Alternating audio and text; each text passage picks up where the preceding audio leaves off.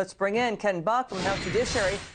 Ken, great to see you, Congressman. House Democrats now threatening to call impeachment witnesses themselves if the Senate does not. How would that work? I have no idea. They obviously could call witnesses into committees and have oversight hearings and ask those witnesses questions that would be on the same subject matter.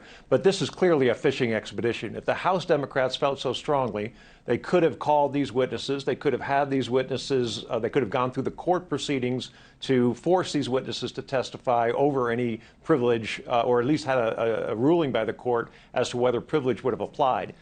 These witnesses may have nothing to say. This is a delay tactic to try to continue this beyond the point. And I think the point is a 2 or 3 week trial on this issue. But this issue should be dead. We should be moving on to important issues. Yeah, Democrats are now talking potentially about bringing in Supreme Court Chief Justice John Roberts on this. He may have to recuse himself because he was weighing in on executive privilege, that argument there. What's your take on the Senate Republicans' so-called kill switch?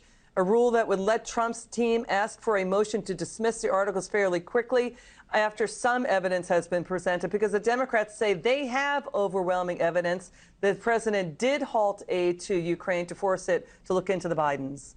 Yeah, I think that what Majority Leader McConnell has done is try to make sure that this isn't some sort of political show, that this is a narrow and tight trial, that the president has the rights that he should have had in the House and didn't have, and that the House Democrats can't control the Senate calendar. I think Mitch McConnell is absolutely right in making sure that if the Democrats don't meet a certain threshold, the trial is over and the country gets back to its business. You know, even CNN is asking why didn't Democrats pursue subpoenas for witnesses in court, and that CNN is also asking the Democrats, are you in danger of interfering with your own 2020 candidates?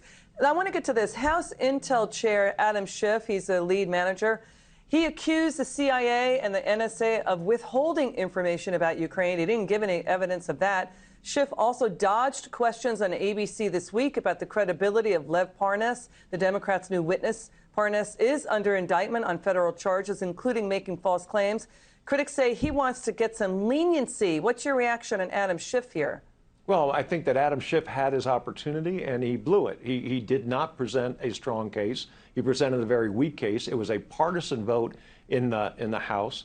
If anything, 2 Democrats voted with the Republicans. So Adam Schiff has failed, and he's not going to succeed in the Senate, and he's not going to have a show in the Senate when he failed to put a strong case together in the House. House impeachment manager Jerry Nadler says any senators who vote against witnesses are part of a cover-up, but then Nadler says any witnesses called about the Bidens, talk about the Bidens, as it's part of a smear campaign. The Biden campaign did send out an unusual memo, an open memo to the media warning them about how they cover the Biden's Ukraine conflicts of interest, saying that the story has already been debunked. But author Peter Schweitzer says 5 Biden family members got rich off of using Biden's connections. We're going to go deeper into that story later in the show. I want to get to Senator Ted Cruz saying the president does have a responsibility to investigate the Bidens. Watch. Because I think one of the fundamental defenses that I expect to hear from the White House this week is that the president has inherent authority and, in fact, a responsibility to investigate corruption.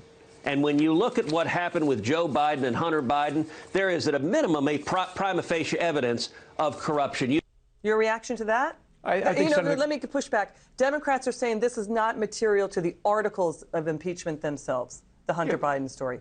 Well, the whole reason that President Trump responded to President Zelensky's statement about Rudy Giuliani and the Bidens was that it is relevant and that there is corruption in the Ukraine, and the president doesn't want to give U.S. taxpayer money to the Ukraine if there is corruption that is ongoing. So he's asked the president of the Ukraine to look into corruption, and that's part of the corruption. Including a political rival, though, right? Joe Biden. Including everybody. Just because you run for president doesn't mean you get immunity. But I think in this case, the president of the Ukraine should look into the Bidens, and I think that the U.S. Senate should look into it. I don't know that it needs to be part of this impeachment trial. Okay, Senator Lindsey Graham really unloading on Nancy Pelosi. Watch this.